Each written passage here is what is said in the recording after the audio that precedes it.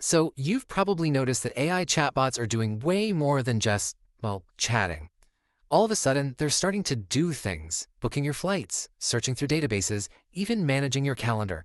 So today, let's break down how AI made this incredible leap from just generating words to actually taking action out there in the real world. Right, so that's the big question, isn't it? How did this even happen? How did a piece of tech that was basically designed to predict the next word in a sentence suddenly learn how to interact with software and, get stuff done? That's exactly what we're going to unpack. To really get the solution, we first have to understand the problem. And it all starts with the basic nature of a standard large language model, or what we all call an LLM. I absolutely love this metaphor. A standard LLM really is like this brilliant brain. It's stuffed with an unbelievable amount of knowledge from all the text it was trained on, but it's completely sealed off, locked in a jar. It has no hands, no eyes, no real connection to the outside world at all. And this right here shows you the core limitation perfectly. It can explain to you how to check the weather, probably in more detail than you ever wanted, but it can't actually go and get the current weather for you. It knows the process, but it can't perform the action. So how do we get this brain connected to the world? Well, it turns out there are two main ways of thinking about this. Two ways to make this brain smarter and more specialized, even before we start giving it hands. It really comes down to this. Do you change it from the inside, or do you feed it information from the outside? On one side, you've got fine-tuning. Think of this like sending the brain to medical school. You're retraining it on very specific data, actually changing its internal wiring to make it an expert in something. And on the other side, you've got RAG, which stands for Retrieval-Augmented Generation. This is more like giving the brain a library card, so it can access up-to-the-minute information whenever it needs it.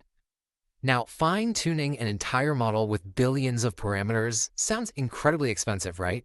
And it is. That's where this really clever technique called LoRA comes into play.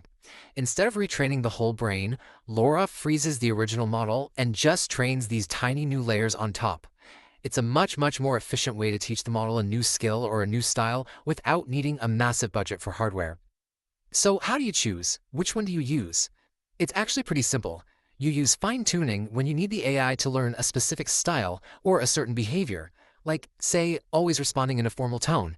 That knowledge gets baked right into the model. But you use RAG when the AI needs to access facts that are always changing, like stock prices or news headlines. With RAG, the knowledge stays external and just gets pulled in when needed. Okay, so we've made our AI brain smarter, more specialized, but it's still stuck in that jar. The next big leap, the real game changer, is connecting that reasoning engine to the outside world through what we call tools. Here's how it works. A user asks for something. The LLM, which is our reasoning engine, looks at the query and realizes, hey, I need some outside help for this. It then makes what's called a tool call, which is basically it using an external program, like an API. That tool goes out, gets the data, sends it back to the LLM, and only then does the LLM put together the final answer for you. And this is what that tool call actually looks like under the hood. It's not magic, it's just structured data. The LLM translates a totally normal question like, what's the weather in LA, into this very precise machine-readable command. It specifies the exact function to call and exactly what information or arguments to use. Let's look at that whole weather example from start to finish. You ask the question. The LLM figures out it needs the get weather tool. It makes the call, the external tool sends back, 75 degrees and sunny, and then the LLM translates that data back into a friendly, natural-sounding response. This little cycle, reasoning, tool use, final answer, that is the fundamental building block that lets the brain out of the jar. Now here's where it gets really interesting. When you combine that specialized reasoning engine with a whole set of tools, you get something way more powerful than just a chatbot. You get what we now call an AI agent.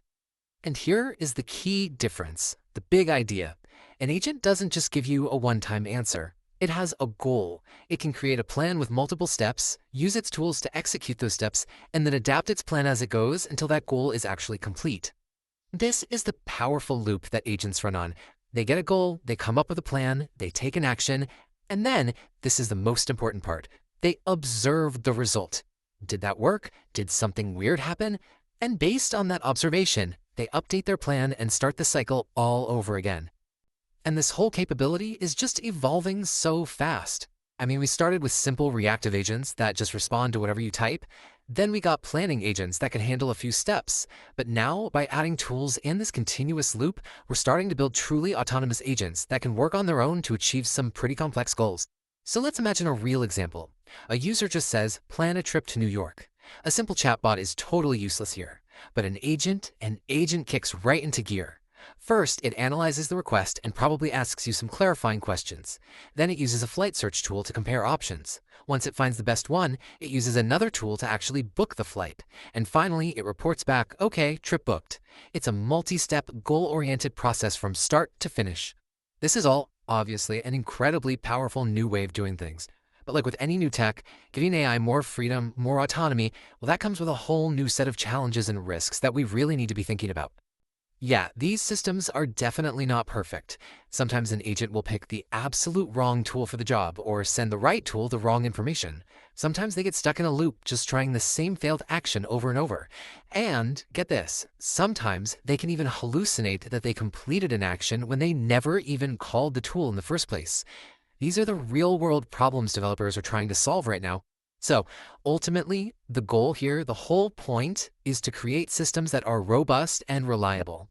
We want agents that can effectively combine the LLM's incredible reasoning skills with a memory for context and a flexible set of tools, all to tackle meaningful, real-world problems for us. Which of course all leads to the big question we're all facing now. As these AI agents get more and more powerful and more autonomous, how do we build the right guardrails to make sure they act reliably, safely, and always in our best interests? Figuring that out, well, that's going to define the entire next chapter of this technology.